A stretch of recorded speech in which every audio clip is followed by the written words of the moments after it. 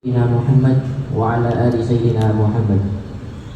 Alhamdulillah, segala puja dan puji syukur kita panjatkan kehadiran Allah Subhanahu wa taala yang telah melimpahkan karunia dan nikmatnya kepada kita sehingga kita dapat berkumpul kembali, bermuajahah, bertatap muka di tempat yang insya Allah dirahmati oleh Allah Subhanahu wa taala. Salawat dan salam tak lupa kita aturkan kepada junjungan kita baginda besar Nabi Muhammad sallallahu alaihi wasallam beserta kepada para keluarganya, sahabatnya, dan kita selaku umatnya.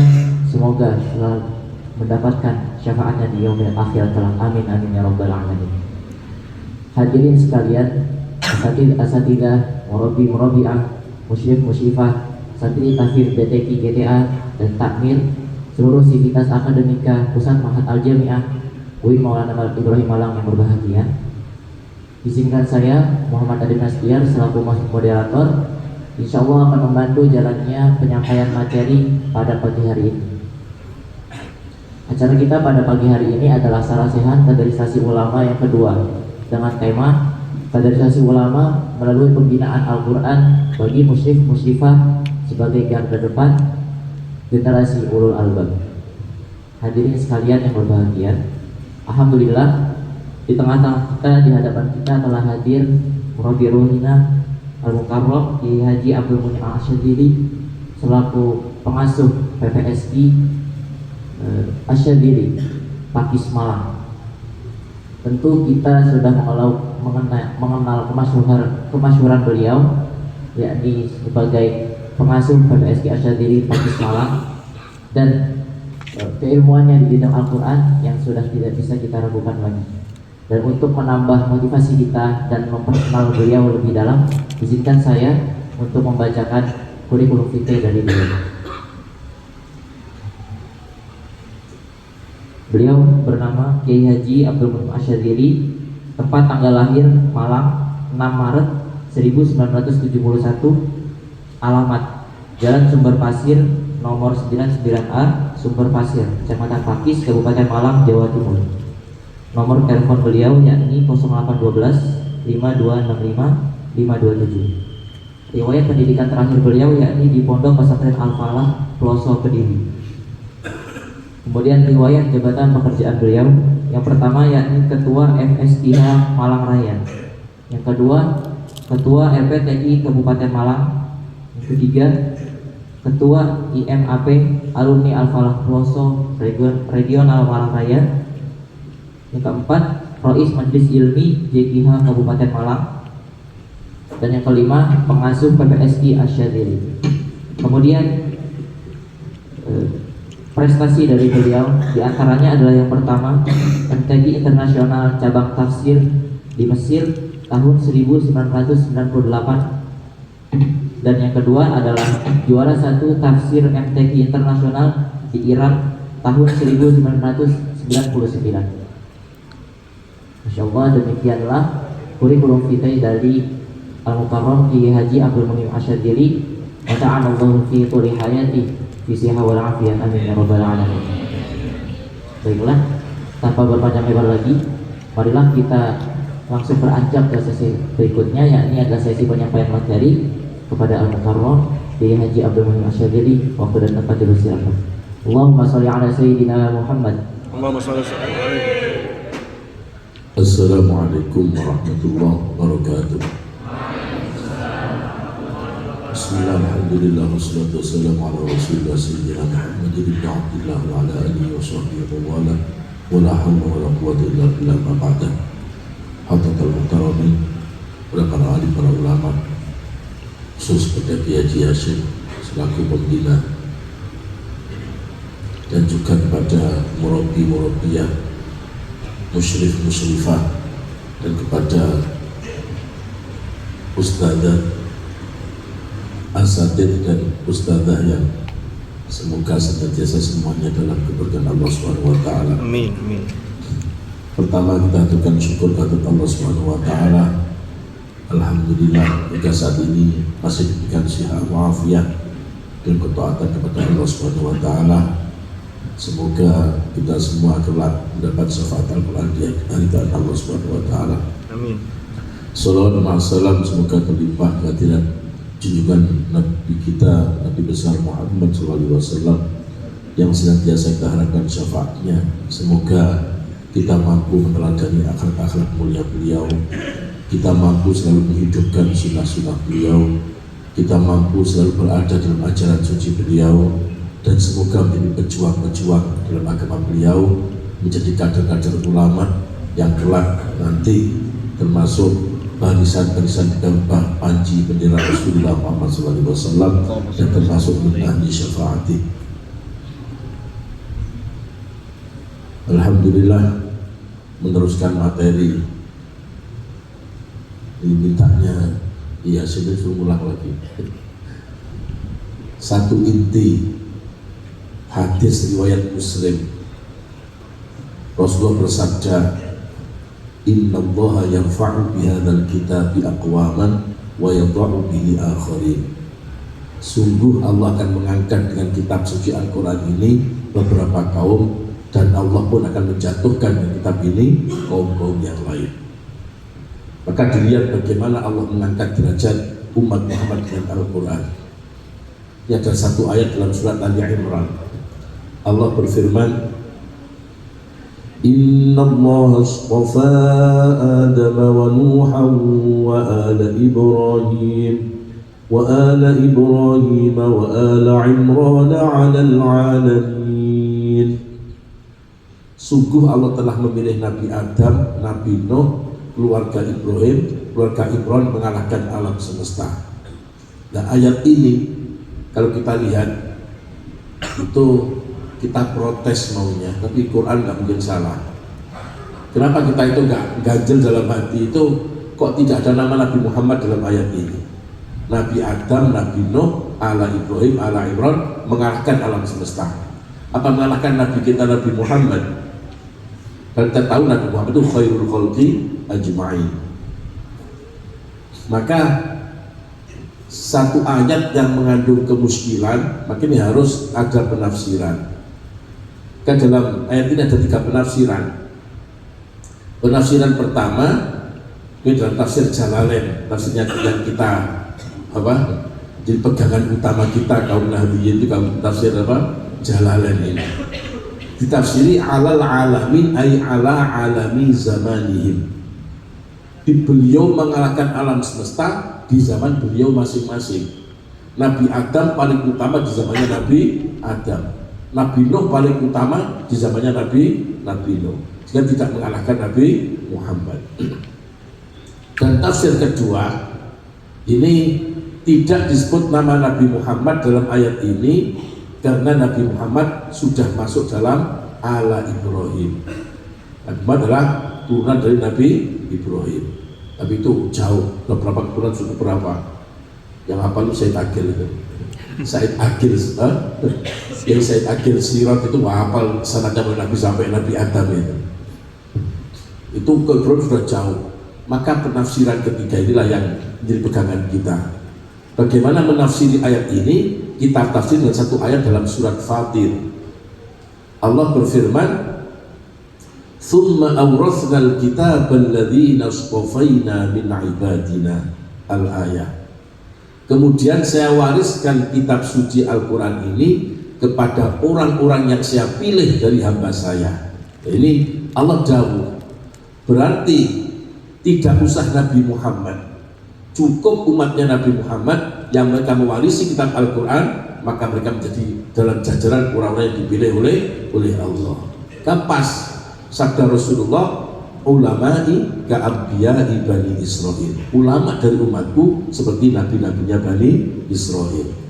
Jadi tidak usah Nabi Muhammad, cukup umatnya Nabi Muhammad yang mereka mewarisi kitab suci Al-Quran, maka mereka akan menjadi orang yang dipilih oleh Allah Subhanahu wa Ta'ala. Ini satu, betapa Allah mengangkat derajatnya orang dengan mewarisi Al-Quran, diangkat derajatnya sampai menyamai para nabi-nabinya Allah. Ini ngangkat, tapi ya dalam satu ayat yang sama pewaris Al-Quran diangkat seperti ini, tapi di ayat yang lain orang terjelek dari umat dan umat adalah orang yang mewarisi Al-Quran. Apa ayatnya? Di orang itu ada empat tipe orang.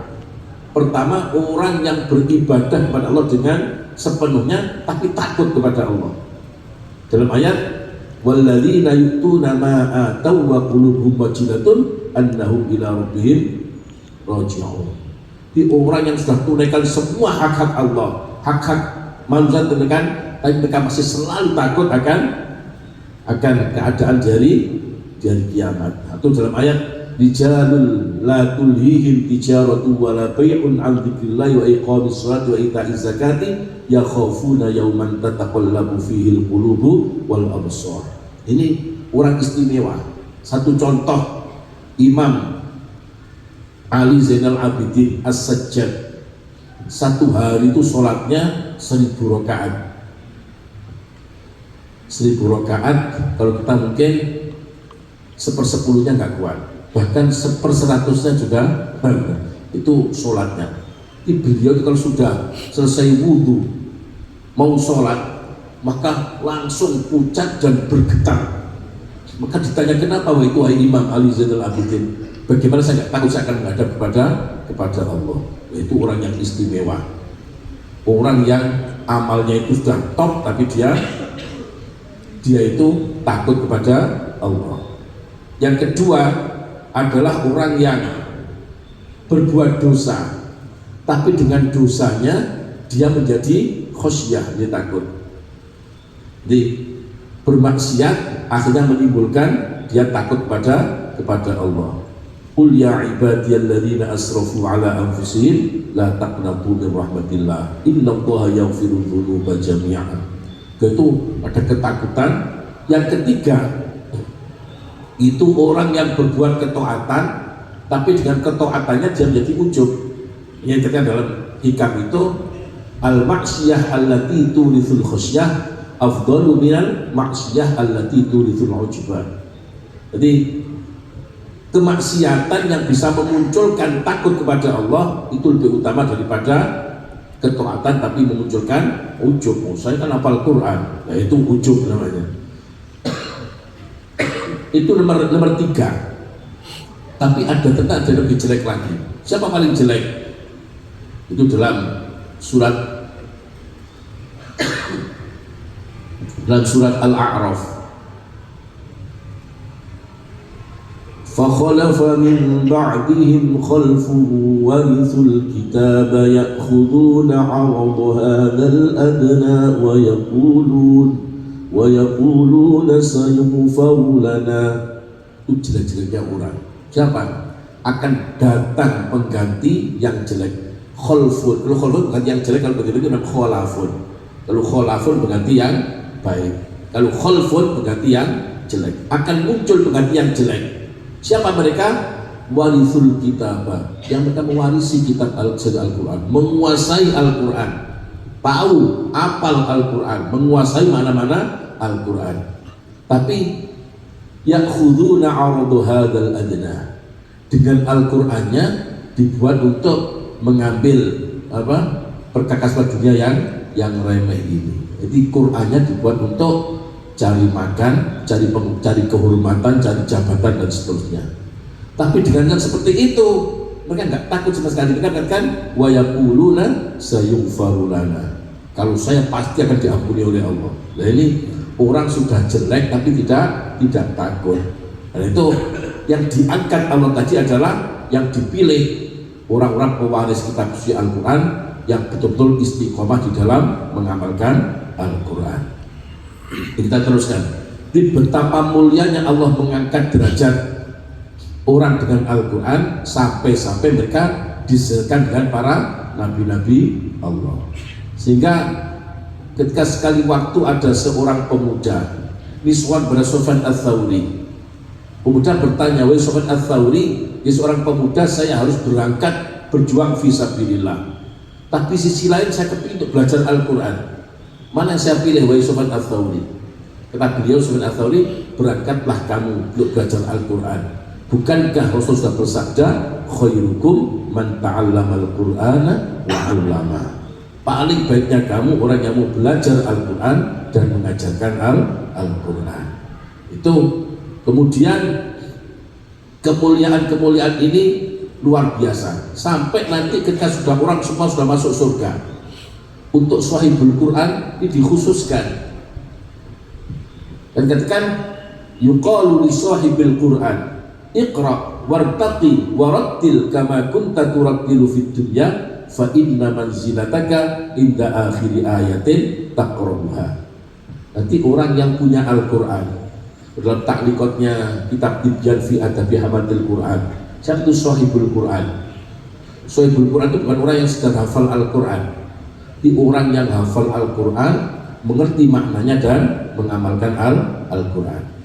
Ini orang yang sahibul Quran akan didhawuhi langsung, ada bagian itu langsung Allah ada bagian bilisanil malaikah. Baca Quran kamu, naiklah kamu dan tartilkanlah Al-Quran sebagaimana kamu dulu selalu mentartilkan Al-Quran, karena pangkat kamu sesuai dengan akhir ayat yang kamu baca. Jadi Al-Quran 30 juz yang paling tinggi. Banyak Imam Haddad mengatakan jumlah derajat bukan sesuai dengan jumlah ayat di dalam Al-Quran. Nah ini yang jadi apa? Yang jadi perhatian di sini, firman ini warattil kama kunta turattilu. Kalau dulu pakai fi'il apa mestinya? Kalau berdirinya tadi pakai fi'il apa? Pakai fi'il madhi. Ini kan daunnya di akhirat. Sebenarnya kamu dulu di dunia mentartilkan Al-Quran. Jadi pakai fi'il apa mestinya? Mestinya kama kunta rattalta. Tapi hadisnya seperti itu. Ya, kama kunta turattilu. Nah, ini ada kaidah dalam nahwu. Kalau sesuatu sudah terjadi kok menggunakan fi'il mudhari', maka ada faedah lil istimrar. Kalau ada sesuatu belum terjadi pakai fi'il madhi, faedahnya adalah litahaqquqil wuqu'. Ata amrullah, sudah datang kiamat itu, pasti datangnya. Tapi ini kalau ada sesuatu sudah terjadi menggunakan fi'il mudhari', maka faedahnya istimrar. Jadi artinya seperti ini, sebagaimana kamu dulu selalu mentartilkan Al-Quran, umpama hadisnya seperti ini, kama kunta rattalta, enak, sebagaimana kamu dulu pernah mentartilkan, tartil bisa tahu sudah cukup. Tapi di situ adalah kama kunta turattil, kapanpun kamu baca selalu baca dengan tartil, itu baru dapat dawuh seperti ini. Fa inna manzilataka inda akhiri ayatin taqrabuha. Jadi syaratnya ada dua, harus menjadi sahibul Quran. Yang kedua, bacanya selalu dengan tartil. Nah, tartil itu apa? Tajwidul huruf wa ma'rifatul wuquf. Kata itu yang benar, wakafnya harus benar. Tadi saya jelaskan agak jegal-jegal sedikit wakafnya. Itu di maca tartil itu tajwidnya harus benar, wakaf-wakafnya harus benar. Itu baru namanya tartil. Setiap saat khataman ya seperti itu, ngimami seperti itu, baca seperti itu, kapan membaca selalu dengan tartil. Itu kedudukan Allah angkat derajat orang dengan Al-Quran. Nah kemudian dengan kemuliaan orang yang hafal Al-Quran, orang sahibul Quran, Allah angkat bukan hanya orangnya, orang tuanya otomatis akan ikut terangkat. Dalam hadis man qara'al Quran wa amila bima fihi albasallahu walidayhi tajan yaumal qiyamah dawuhu aqwa'u min dawi syamsi fi buyutid dunya fama dhannukum biman amila bihi. Kalau ada seorang anak yang hafal Al-Quran dan dia mengamalkan apa yang dalam Al-Quran, juga cuma hafal Quran saja, di apal Quran dan wa amila bima fihi, maka nanti di hari kiamat Allah akan mengenakan mahkota dari kedua orang tuanya. Yang mahkota ini terangnya mengalahkan terangnya matahari di rumah-rumah dunia. Itu orang tuanya ikut apa-apa. Orang tuanya gak iso ngaji, orang tuanya ibadahnya pas-pasan, gara-gara anaknya hafal Quran dan maka akan dimuliakan di hadapan Allah. Kan bagaimana dengan pengamal itu sendiri? Itu banyak ayat-ayat Al-Quran, banyak hadis-hadis yang menerangkan betapa mulianya orang dengan Al-Quran. Satu ayat Allah berfirman, Innal ladzina yatluna kitaballahi wa aqamus salata wa anfaqu mimma razaqnahum وأنفقوا مما رزقناهم سرا وعلانية يرجون تجارة لن تبور. Ini mencermati fi'il lagi, kita cermati lagi. Lu orang biasanya nggak mencermati ini, terjemah saja. Innal ladzina yatsluna, fi'il apa? Fi'il mudhari'. Wa aqamu as-sholata, fi'il madhi. Wa anfaqu mimma razaqnahum, fi'il madhi lagi. Sirran wa alaniyatan yarjuna tijaratan lan tabur. Mereka akan mengharapkan dagangan yang tidak pernah hancur. Nah ini mencermati ayat ini, kenapa ayat sunat kitabullah didahulukan daripada aqamus sholat? Kita tahu kalau ibadah nggak ada yang lebih ibadah sholat. Nah ini mengandung makna. Innal ladzina yatsluna, mengapa pakai fi'il mudhari' wa aqamus sholah wa anfaqu pakai fi'il madhi? Ada dua makna. Makna pertama, sungguhnya orang selalu membaca kitab Allah, dan membacanya bukan berhenti di membaca, diwujudkan dalam praktek nyata, dimanifestasikan dalam kehidupan sehari-hari. Apa itu? Memperbaiki kualitas ibadah individual yang diwakili dengan aqamus sholat, dan memperbaiki ibadah sosialnya dengan wa anfaqu mimma razaqnahum. Ya, kalau ada orang baca Al-Quran tapi tidak meningkat kualitas ibadah individualnya sosialnya, maka itu seakan membacanya tidak ada artinya. Baru yang juna tijaratan lan tabur. Kemudian makna kedua, kita dalam hidup membutuhkan ibadah, baik ibadah Allah, ibadah kepada sosial. Semua ibadah ini harus berdasar kepada kitab Allah, harus semua dengan dasar ilmu. Ini nggak ada apa dikatakan wa kullu man bi ghairi ilmin ya'malu a'maluhu mardudatun la tuqbalu. Semua kita iqamatus shalah, infak, itu semua ada dengan dasar yang seluruh kita menjadikan Al-Quran dari segala sumber hukum. Itu kalau orang ditanya seperti ini, kamu dalam beribadah dasarnya apa? Adanya saya dasarnya Quran dan hadis. Salah itu. Karena dalam apa? Saya beribadah dasarnya Al-Quran dan hadis. Itu kurang lengkap. Maksudnya Quran, hadis, ijma' dan qiyas. Atau jalan Quran itu sudah cukup. Apa dasar kamu beragama? Quran. Dan cukup, lebih benar daripada menjalankan Quran dan hadis. Mengapa? Nah ini Allah dawuh, inna anzal Qur'ana tibyanan likulli syai'. Quran adalah tibyan. Tibyan adalah bayanan syafian. Bayan itu penjelasan. Tapi kalau Allah Quran adalah tibyan. Tibyan apa? Penjelasan yang komplit dan lengkap. Jadi Quran ini penjelasan yang komplit dan lengkap. Jadi kalau terangkan sholat, ya kita nggak usah bertanya lagi. Dan Quran cuma katakan kita inna sholata kanat 'alal mu'minina kitaban mawquta. Mestinya dijelaskan dengan tegas. Apa itu? Ada zuhur, asar, maghrib, isya, subuh, ada di dalam Quran? Nggak ada. Berapa rakaat masing-masing? Kalau tibyan mestinya harus lengkap. Oleh karena itu, ketika sesuatu di dalam Al-Quran, maka dialihkan, diihalah kepada hadis. Allah dawuh, wa ma atakumur rasulu fakhuduhu wa ma nahakum anhu fantahu. Gak ada Quran, kamu cari hadis. Tidak ada hadis, diihalahkan kepada ijma'.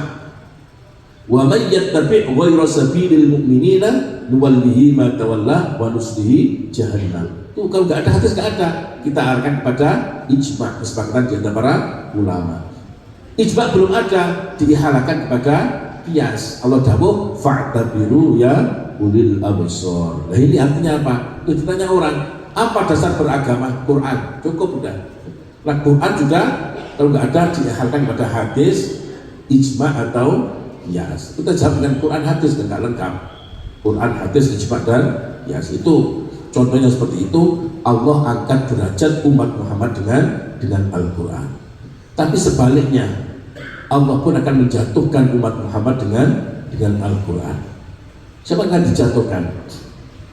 Di dalam surat Al-Furqan di awal juz 19 itu dihikayahkan dawuhnya, maturnya Rasul pada Allah. وقال الرسول يا رب إن قوم اتخذوا هذا القرآن مهجورا. Berkatalah Rasulullah, ya Rabb, wahai Tuhanku, sungguh kaumku telah menjadi Al-Quran sesuatu yang diacuhkan. Bagaimana jawab Allah? وَكَذَلِكَ جَعَلْنَا لِكُلِّ نَبِيٍّ عَدُوًّا مِنَ الْمُجْرِمِينَ وَكَفَى بِرَبِّكَ هَادِيًا وَنَصِيرًا.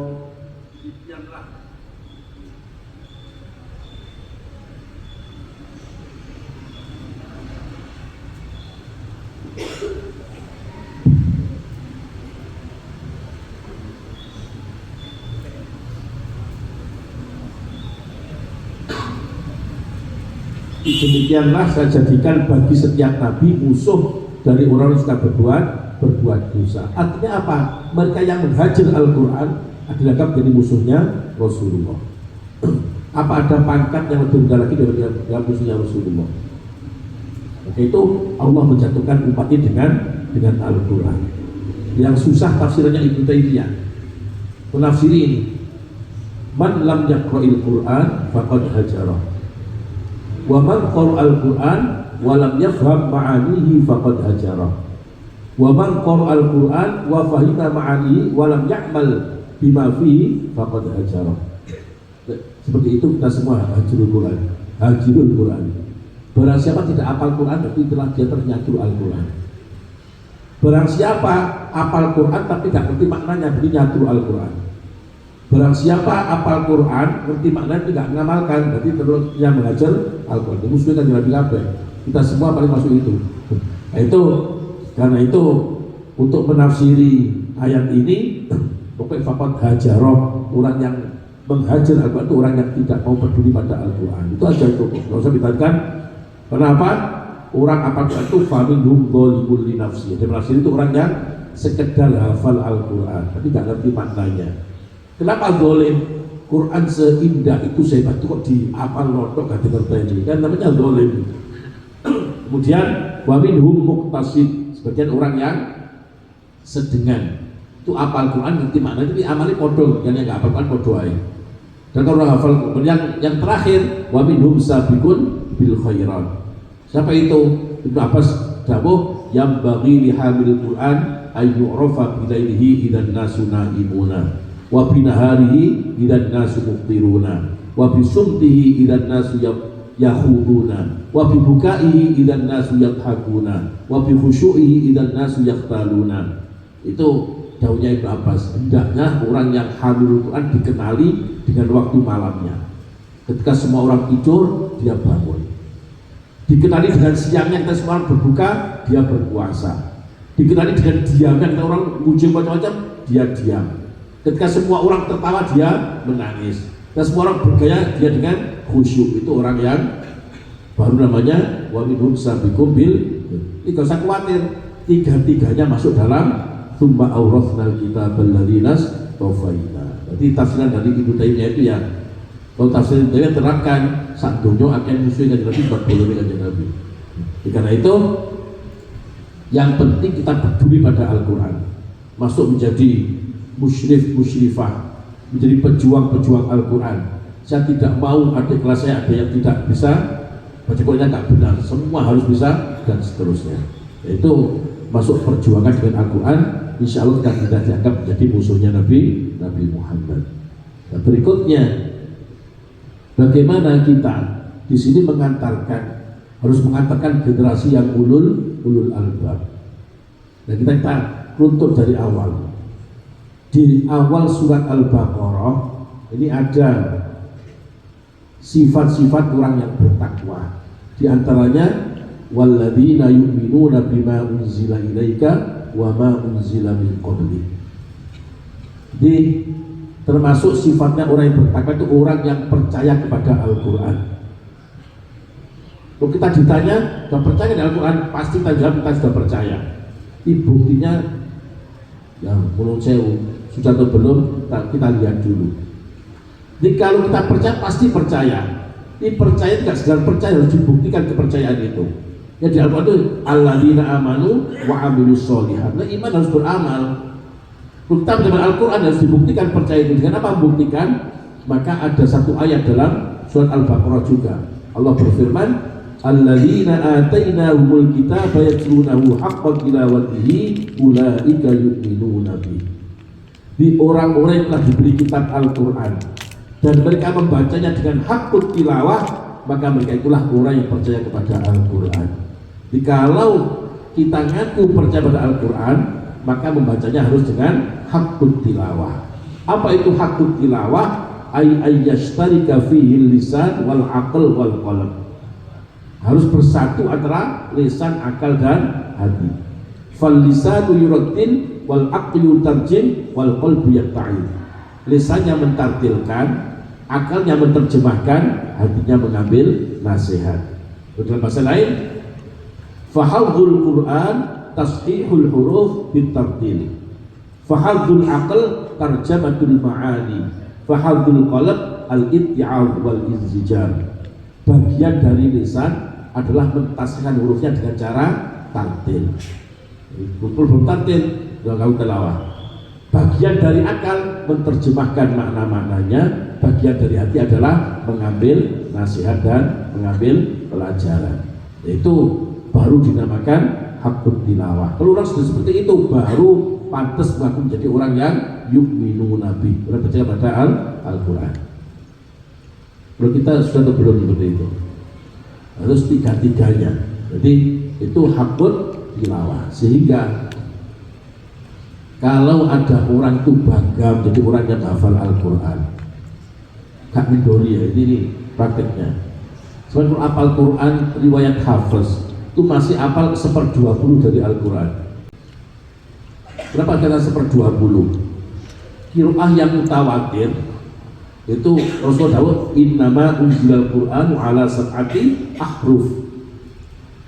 Diturunkan Al-Quran itu kan 7 model, 7 huruf. 7 huruf maknanya macam-macam.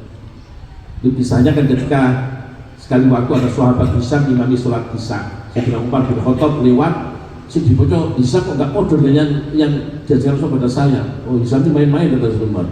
Tapi Umar sakar-karnya masih sabar. Ini sampai Hisam selesai imami langsung ridaknya, cendanya taruh di lehernya, diseret tujuh Rasulullah. Kak, Hisam mengatakan Umar, wahai Rasulullah, ini telah membaca Al-Quran beda dengan ajaran pada saya. Maka Nabi dawuh pada Hisam, iqra ya Hisam. Hisam membaca hakadha unzil. Iqra ya Umar baca, Nabi katakan hakadha unzil. Innama unzilal Qur'anu ala sab'ati ahruf.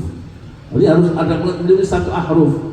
Dari bisa mengatakan semua qiraat saya selidiki sampai yang utama kita sadar tentang kembali pada 7 macam perbedaan. Itu namanya qiraat. Dan yang mutawatir ini jumlahnya ada 10 imam. Kalau 10 imam, masing-masing imam punya 2 rawi. Jadi berapa? 20. Dan kita pelajari salah satu dari rawi. Berarti kita hafalnya masih 1/20. Bahkan dari mana? Ini masih belum patut dibanggakan. Kemudian itu kalau kita di Thariqah Syatibiyah dan Durrah, kita lihat Thariqah Thayyibatun Nasr, setiap rawi punya 2 thariqah. Seperti kita Hafiz itu punya thariqah, kalau kita thariqah yang kita itu adalah Ubaid ibn Sobah. Kalau ada thariqah yang namanya Amr bin Sobah. Itu kalau itu kita masih hafal 1/40, hafal 1/40 Al-Quran. Itu kalau kita merujuk pada Thariqah Thayyibatun Nasr. Bangga dari mana? Jadi itu kita membanggakan hafal Quran itu bukan sesuatu yang tidak patut untuk dibanggakan. Karena apa? Hafal Quran itu barang sang mudah, barang mudah untuk dibanggakan. Kalau berkali-kali Allah dawuhkan diulang-ulang, walaqad yassarnal Qur'ana lil dzikri fahal min muddakir. Sungguh, pakai lam, pakai kod juga. Sungguh betul-betul saya mudahkan kalau tidak hafalkan. Maka adakah yang mau menghafalkan? Kan barang mudah. Kenapa bukan barang yang mudah? Ada ciri-ciri dalam Al-Quran ini. Nah, itu satu sisi. Dan sisi yang lain, kita nggak bisa membanggakan diri dengan hanya sekedar hafal Al-Quran. Karena ayatnya ini bukan ulul albab. Apa? fungsi diturunkan Al-Quran. Dalam surat Shad Allah berfirman, kitabun anzalnahu ilaika mubarakul yadabbaru ayatihi wal yatadzakkara ulul albab. Ini Quran adalah kitab yang saya turunkan, yang diberkahi Quran ini. Apa tujuannya? Liyadabbaru ayati, agar mereka mau tadabbur dengan ayat-ayat Al-Quran. Nah, yang tidak mau tadabbur orang-orang munafik ditegur oleh Allah dalam surat Muhammad itu, afala yatadabbaruna al-Qur'ana am ala qulubin aqfalha. Maksudnya orang munafik itu, apakah mereka tidak mau tadabbur dengan Al-Quran? Kan artinya seperti itu. Kalau mau tadabbur, insya Allah nggak jadi seperti mereka itu. Itu tujuan dengan Al-Quran adalah liyadabbaru ayat ini. Dan tujuan kedua, agar menjadi ulul albab. Yang ulul albab itu mampu mengambil pelajaran dari Al-Quran. Jadi kalau sekedar kita hafal Al-Quran tidak mengerti maknanya, kita tidak mampu mengambil pelajaran dari Al-Quran, ini kan masih belum mencapai tujuan utama diturunkannya Al-Quran itu. Kita sadari itu kenapa Allah turunkan Al-Quran. Kalau dalam firman Allah itu ada innama yakhsyallaha min ibadihil ulama. Jadi kalau ini kader ulama, ciri utama ulama satu, apa itu? Yakhsyallah, takut kepada Allah. Dan kalau tidak bisa Allah, ojo ngaku dari ulama. Jadi kalau ulama pasti takut kepada Allah. Ya Imam Syafi'i dawuh, laulam yakunil ulama'u awliya Allah falaisa lillahi waliyyun. Saya mengatakan itu. Kalau para ulama ini bukan wali, maka Allah nggak punya wali. Jadi ulama yang takut kepada Allah. Dan bahasa ulama ini dijabarkan pada surat Az-Zumar. Allah berfirman, aman huwa qanitun, ana al-laili sajidan wa qa'iman yahdharul akhirata wa yarju rahmata rabbih. Qul hal yastawi alladhina ya'lamuna wal ladhina la ya'lamun, innama yatadhakkaru ulul albab. Ulul albab lagi begitu. Jadi ataukah orang yang qanit, orang yang nurut itu orang yang selalu tunduk dengan perintah Allah. Karena kebenaran di qanit ada orang fasik. Orang fasik orang yang keluar dari ketaatan. Satu contohnya fasik seperti ini. Kita kalau sering maksiat, fasik enggak fasik. Fasik itu seperti ini. Digambarkan ketika Bani Israel disuruh masuk ke kota atau Ariha namanya itu. Katakan masuknya seperti wa idh qul ladkhulu hadhil qaryata faqulu min haitsu wa dkhulul baba sujadan wa qulu hittah. Kan seperti itu. Masuklah kamu ke kota Ariha itu dalam keadaan kamu menunduk dan ucapkan hittah. Kan berat gak perintah ini? Masuknya dengan menunduk, dengan ucapkan hittah, mas'alatuna hittah. Saya minta dihapusnya dosa-dosa saya. Di permintaan cuma itu dawuhnya Allah. Tapi mereka bagaimana? Ini dasarnya fasik. Maka masuknya diganti ngesot. Apa berarti mungkro ngesot? Diganti masuk dengan ngesot. Kemudian hittah diganti dengan apa? Habbatun min sakratin. Itu tambah apa? Yang penting mereka sebut aku gak taat Gusti Allah. Itu orang yang kalau kita maksiat kan hanya kita pas kalah ambil nafsu kalah, tapi kan nggak ada niatan keluar dari taat, itu tetap ingin taat. Pas maksiat kita, ya Allah kenapa saya masih kalah dengan nafsu saya? Itu namanya bukan fase. Itu orang-orang itu namanya itu fabaddalal ladzina zalamu qawlan ghairal ladzi itu bukan al-fasiqin, bukan al-fasik itu. Kalau kita maksiat itu paling kita kepinginnya taat, pas kalah be nafsu. Ini sayangnya balik-balik kalah. Kita kalah lagi tapi kan nggak ada niatan kita untuk membangkang. Jadi amman huwa qanitun, kemudian ana al-laili sajidan wa qa'iman. Itu di ana bukan hurufnya qanitun, tapi ana al-laili sajidan wa iman. Dia sujud dan qiyam di waktu-waktu malam yang banyak. Yahdharul akhirata, mereka takut akan kemudian akhirat, wa yarju rahmata rabbi, dan mereka selalu berharap rahmatnya Tuhan mereka. Kan qul hal yastawil ladzina ya'lamuna wal ladzina la ya'lamun. Katakanlah wahai Muhammad, apakah sama orang yang punya ilmu dan orang yang tidak punya ilmu? Artinya apa? Kalau kita mengaku menjadi orang yang punya ilmu, menjadi ulul albab, ya seperti ini. Kita hiasi malam-malam kita dengan sujud dan qiyam karena Allah. Dan kita selalu takut akan keberadaan kita nanti di akhirat, dan kita selalu berharap rahmatnya Allah. Itu baru namanya al-ulama. Dan mencetak kader ulama, kita cakapkan kader seperti itu. Jadi ulul albab, jadi yu'til hikmata man yasha wa may yu'tal hikmata faqad utiya khairan katsira wa ma yadhakkaru illa ulul albab. Jadi punya hikmah. Orang hikmah itu apa? Orang yang setiap perbuatannya dan ucapannya selalu mengandung makna. Itu namanya orang yang hakim, orang yang punya hikmah. Karena itulah kita dengan Al-Quran ini kita berharap termasuk yang innallaha yarfa'u bihadzal kitabi aqwaman, yang diangkat derajatnya oleh Allah. Quran bukan sekedar kita baca, kita hafalkan, tapi lebih dari itu kita Al-Quran kita baca dengan tartil dengan hakul tilawah. Pertama tartil, paham maknanya dan mengamalkan. Itu mungkin dari saya, bisa disambung dengan pertanyaan.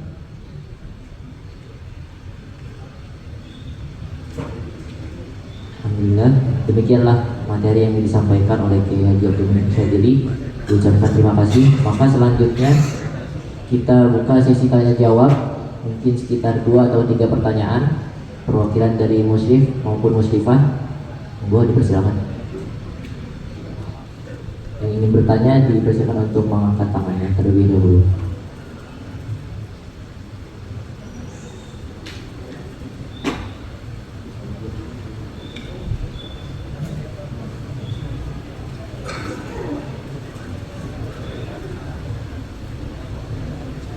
Silahkan.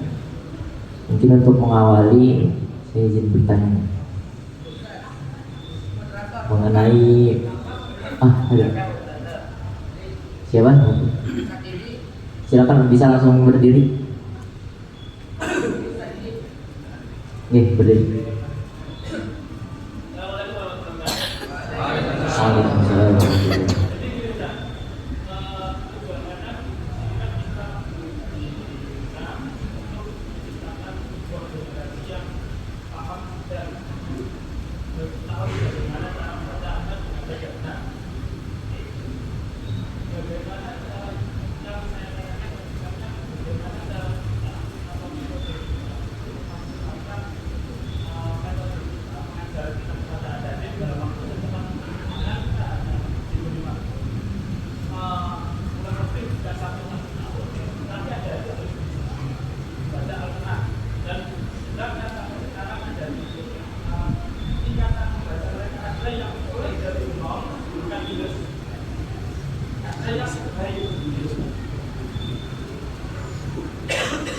Baik, mungkin izin menyimpulkan pertanyaan dari Mas siapa? Ya, Mas. Jadi pertanyaannya mungkin lebih ke metode bagaimana yang bisa diterapkan untuk memberikan pelajaran yang baik terhadap mahasantri yang masih kurang dalam membaca Al-Quran dalam jangka waktu 1 tahun. Seperti itu.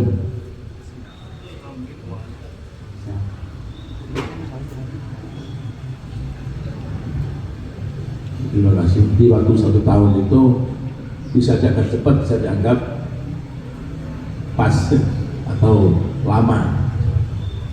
Kalau tadi kalian at-tartil itu kita masih hakut tilawah itu ada tiga tingkatan. Tingkatan pertama adalah at-tartil. Jadi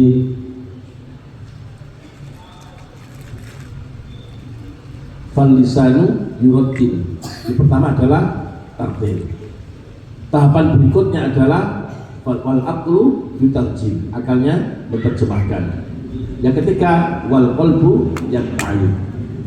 Jadi kita masih dalam hakut tilawah tahapan awal untuk tartil. Tartil ini ada dua syarat, tajwidul huruf wa ma'rifatul huruf. Kalau masih benar tajwidnya itu masih belum tartil.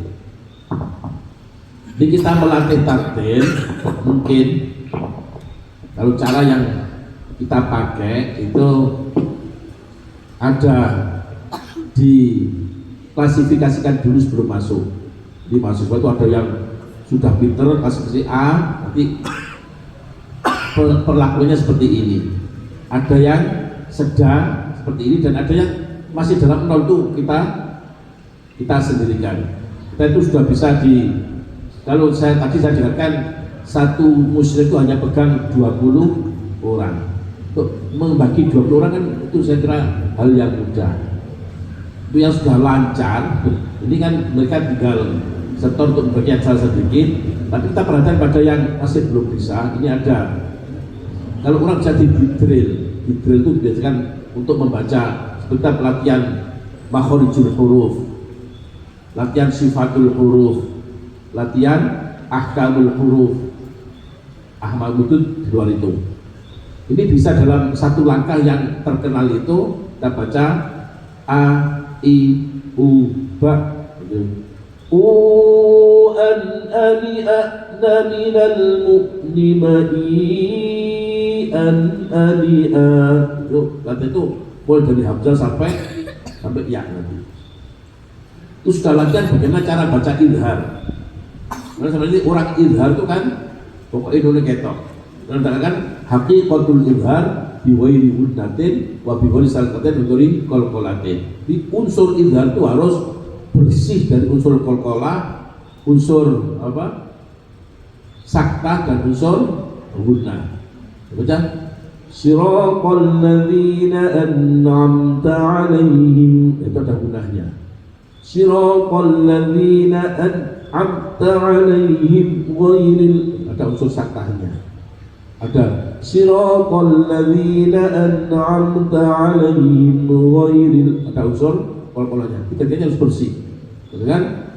Siraqal ladzina an'amta 'alaihim ghairil maghdubi 'alaihim waladdallin. Itu kita latih dari hamzah tadi. Kita ada latihan sakta. Jadi kita berarti kita hamzah matnya harus lebih. An ani ana minal mu'nimai an ani a. Ya sampai tak gitu. Tutan talitatna minal muslimati tantalita. Ya, banyak yang baca dari ini. Tutan talitatna, seperti itu. Nah itu nanti kita kenalkan ikhfa itu ada 3. Ada ikhfa yang ulya, yang ada wusta, yang ada yang adna.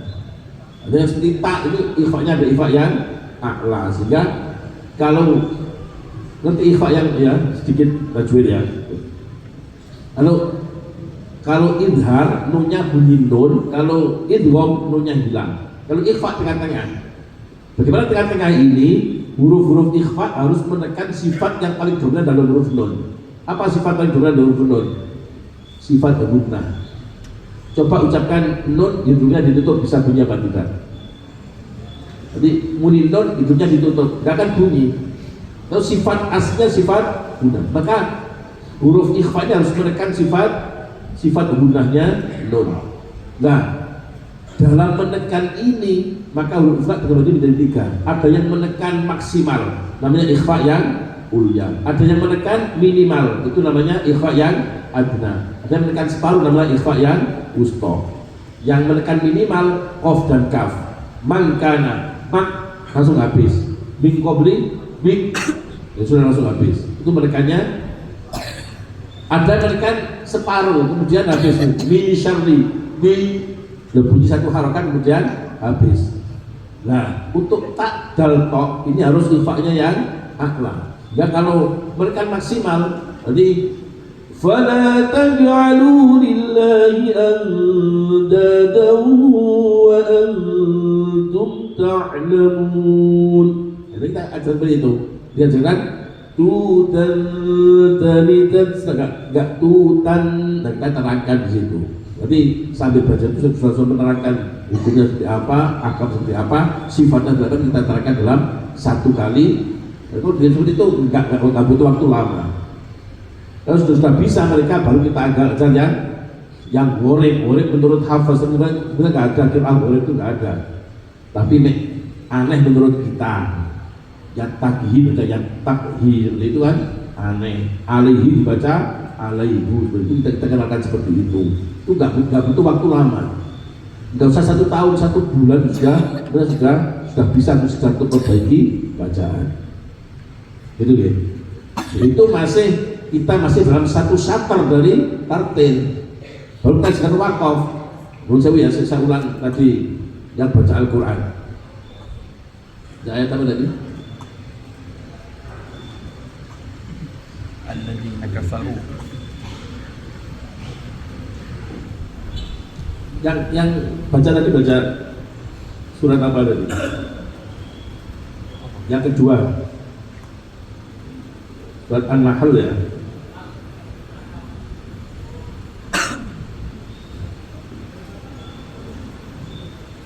الذين كفروا وصدوا عن سبيل الله زدناهم عذابا فوق العذاب. Tadi an sabilillah. An sabilillah miliknya siapa? Kan dari wasaddu an sabil, nggak bisa dipisah. Mestinya kalau dari zidnahum langsung jawab itu langsung lebih benar. Lebih. Alladzina kafaru wasaddu an sabilillah zidnahum itu lebih benar tadi. Jawab. Kalau kena dari ansabilillah itu kalau orang dengarkan artinya apa ini? Ansabilillah kan dari gandeng dengan wasattu, nggak bisa dipisah. Kan dari wasattu ansabilillah. Dan azab fawqal azabi, itu mulang dari huruf jar dari dhorof itu boleh ketika itu sudah di paling belakang nggak ada. Yang sesudah jar dan dhorof tidak ada hubungan dengan sebelumnya. Ini. Ya ayyuhalladzina amanu anfiqu mimma razaqnakum min qabli an ya'tiya yawmun la bay'un fihi wa la khullatun wa la syafa'ah. Ada hubungannya di habis huruf jar dengan sebelumnya tidak ada hubungan. Itu boleh. Kalau masih ada hubungan seperti tadi ansabilillah ditambah ada jawab, itu tidak boleh. Itu contohnya. Mulang dari maf'ul itu nggak boleh. Ini orang kena seperti ini. Wa min ayati an khalaqa lakum min anfusikum azwajan litaskunu ilaiha. Azwajan litaskunu. Azwajan itu adalah sudah apa? Maf'ul, nggak boleh ganti. Isinya an khalaqalakum seperti itu. Itu contoh banyak salah. Bahkan nanti kalau kita sudah mendalam dalam masalah wakaf seperti ini. Walladzina idza fa'alu fahishatan aw zalamu anfusahum dzakarullaha fastaghfiru lidzunubihim wa man yaghfiru dzunuba illa Allah walam yusirru ala ma fa'alu wa hum ya'lamun. Kan koyok bener itu. Bahkan di wakafan di Quran Indonesia itu ada tanda wakafnya jim. Itu nggak boleh seperti itu. Kenapa? Wa may yaghfiru dzunuba illa itu jumlah muqtaridah, pemisah antara ataf dan maktuf alaih. Jadi harus satu fastaghfiru dzunubihim walam yusirru ala ma fa'alu. Ini dipisah dengan jumlah muqtaridah wa may yaghfiru dzunuba illa Allah. Kita terjebak dengan muqtaridah itu hanya wakaf. Fastaghfiru lidzunubihim dan wa may yaghfiru dzunuba illa Allah wa lam yusirru, dan habis itu atafnya fastaghfiru lidzunubihim. Contohnya lebih dalam lagi pada mana seperti ini nanti bisa hukum halal jadi haram. Jadi contoh seperti ini. حرمت عليكم الميتة والدم ولحم الخنزير وما أهل لغير الله به والمنخلقة والموقوذة والمتردية والنطيحة النطيحة وما أكل السبع إلا ما ذكيتم وما ذبح على النصب وأن تستقسموا بالأزلام. Dan itu nanti wa ma uhilla li ghairillah seperti atas ke illa ma zakaitum. Ini jadi halal kan? Hayawan sebenarnya untuk berhala. Padahal mestinya wa ma dzubiha 'ala nusub atasnya ke wa ma akala sabu. Tapi dia mulai dari illa ma zakaitum. Yang jadinya haram jadi halal ini. Ada lagi contohnya seperti ini. يا أيها الذين آمنوا إذا قمتم إلى الصلاة فاغسلوا وجوهكم وأيديكم إلى المرافق وامسحوا برؤوسكم وأرجلكم إلى الكعبين. Itu nanti kaki diusap dan dibasuh nanti. Wamsahu biru'usikum wa arjulakum. Diusaplah kamu berserang dengan kaki kamu. Lalu itu, ini memisah seperti itu terus tepat dalam wakaf dan ibtidah. Itu syarat kedua dari tartil. At-tartil tajwidul huruf wa ma'rifatul wuquf. Jadi target pertama itu membenarkan makharijul huruf, sifatul ahkamul huruf dengan belajar yang an ani a'la tadi. Selesai mungkin kita target dalam waktu berapa? 1 minggu cukup. Kemudian kita belajar horoib yang aneh-aneh itu kita tempuh dalam waktu 2 minggu dan 3 minggu. Kalau masalah wakaf tidak, itu memang butuh waktu lama. Kalau ngerti maknanya itu akan lebih enak. Kalau ngerti maknanya, alhamdulillah sudah saya cetak Quran sudah. Wakaf di mana tuh, tidak dari mana, dan saya kasih keterangan kalau wakaf di sini artinya seperti ini itu karena untuk memudahkan, untuk sementara. Kalau sudah bisa, nggak usah pakai mushaf itu untuk mempelajari masalah al-waqfu wal ibtidah. Sehingga jangan anggap 1 tahun itu waktu nggak cukup untuk itu. Saya kira 1 tahun itu sangat cukup untuk membenarkan bacaan dari adik-adik itu. Itu pun masih mencapai 1/3 dari hakut tilawah. Sudah bisa nanti berikutnya adalah bagian kedua dan di target pertama adalah tartil dulu dengan lisan.